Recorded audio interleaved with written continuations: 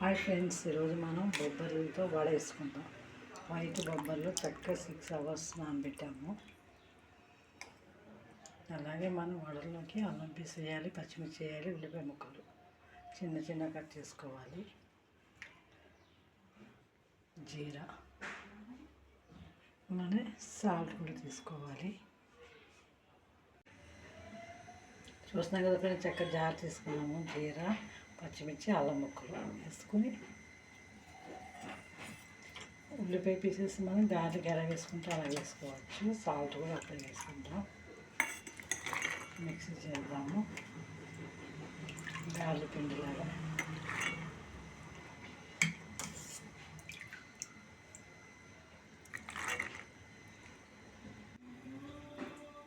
చూసినా కదా ఫ్రెండ్స్, చక్కగా మనం తెల్ల బొబ్బర్ని మిక్సీ పెట్టేసాము. అది కూడా మనకి గార్లిక్ పిండి అయిపోయింది.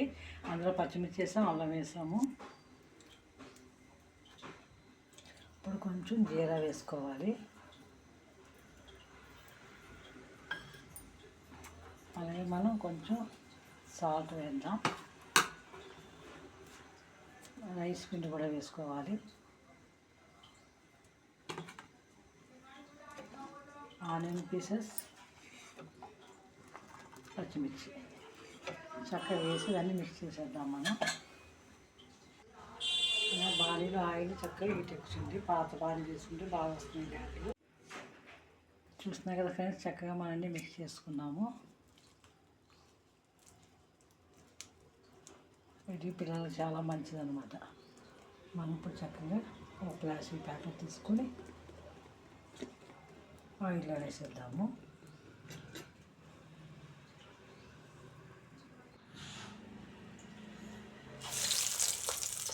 ఇలా వడలన్నీ వేసుకున్నాము.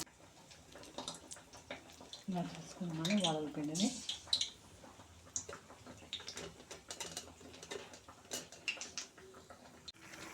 అన్నీ కూడా ఇలా కాల్చుకోవాలి. మొత్తం మనం చక్కగా డీప్ ఫ్రై చేసుకోవచ్చు.